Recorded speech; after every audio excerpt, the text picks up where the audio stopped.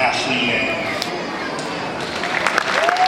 Woo, woo, woo! Go Ashley! Ashley epitomizes the tenacity, the youthful wisdom that many of our younger students possess. While Ashley is graduating from MCTC this evening, she will also be graduating from South High School later this month.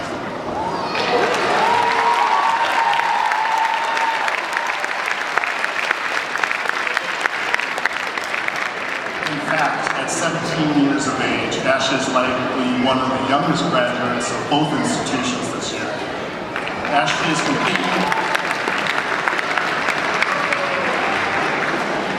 completing her associates in liberal arts and plans to transfer to Augsburg College, where she'll be double majoring in international business and international relations with a minor in communications. She is our MCTC's Chapters Director of Public Relations for Phi Theta Kappa and has also been involved in our Green Dot Day efforts. Ashley was recently selected amongst more than 53,000 applicants as one of this year's Gates Millennium Scholars. Woo!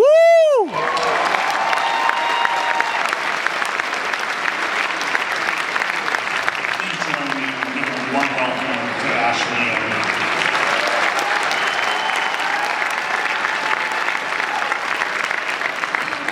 Thank you. Wow, I'm really on stage. This is a little more scary than I thought. A lot bigger than the rehearsals, too.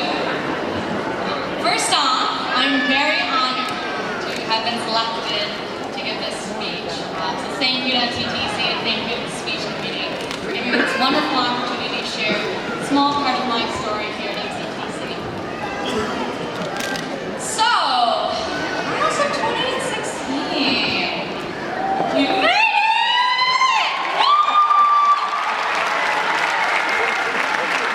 Excited or what? I want to start this speech on with a favorite quote of mine.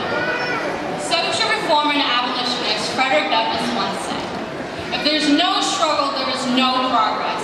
And I think that we can all attest to the value of the statement, whether we're struggling with organic chemistry, working full-time attending school, or through the brutal winters of Minnesota. We've been through it all.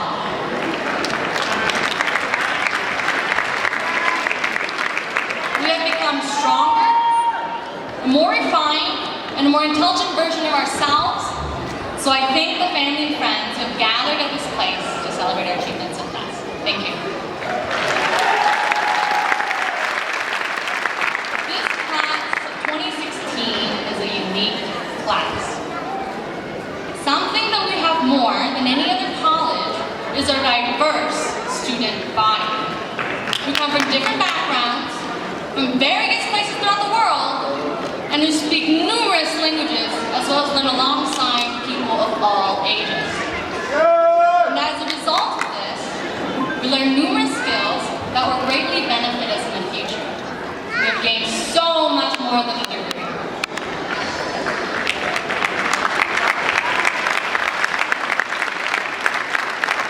When we first walked into MCTC, we were uncertain.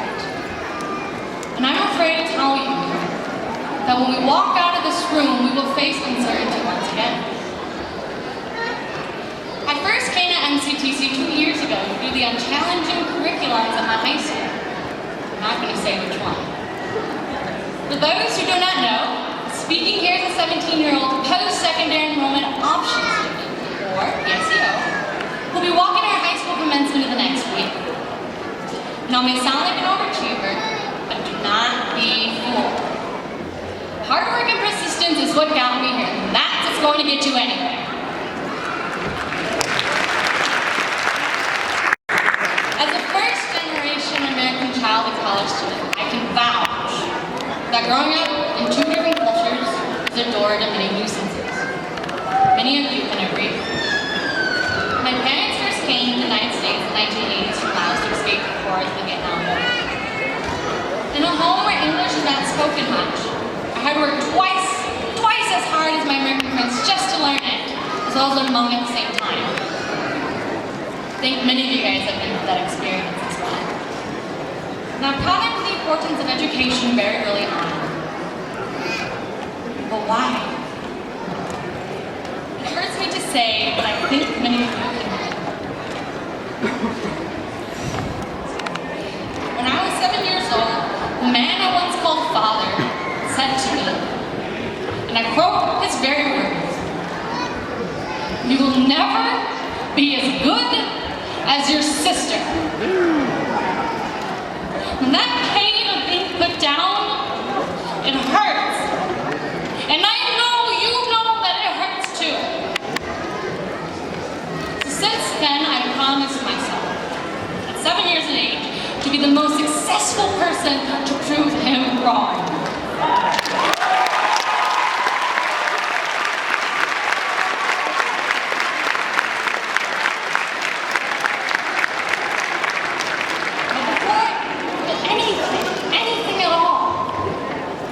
He was taken from me.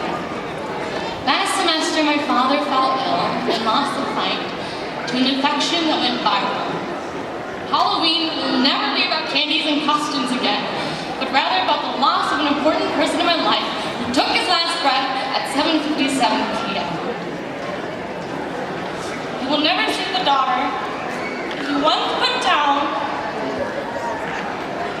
walking.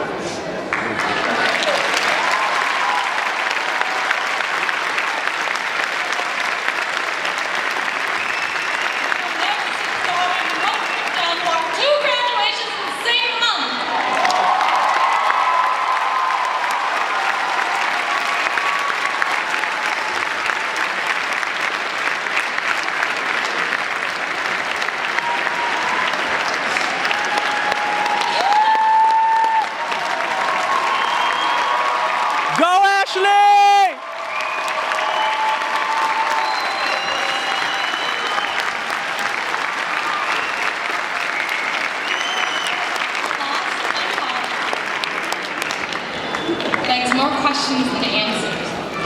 And truly played by fate or not, my family will not know. At least not now. So why am I telling this? Graduates, there'll be times where you'll be hurt and cheated, lied to and disrespected. And there'll be times where confusion will overwhelm us and conclusion will be far from our grasp. But know that it's also important to let go sometimes. And with that said, my father's death will always have a place in my heart, though I will not seek the answers now or regain my attention in the future. Know that every conclusion deserves a hearing. So after tonight, we'll go our own ways.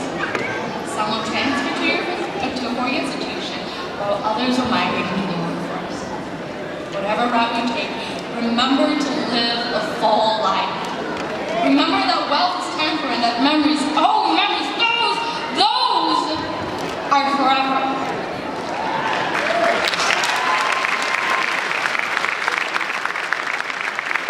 And before I conclude, I want to challenge my fellow graduates.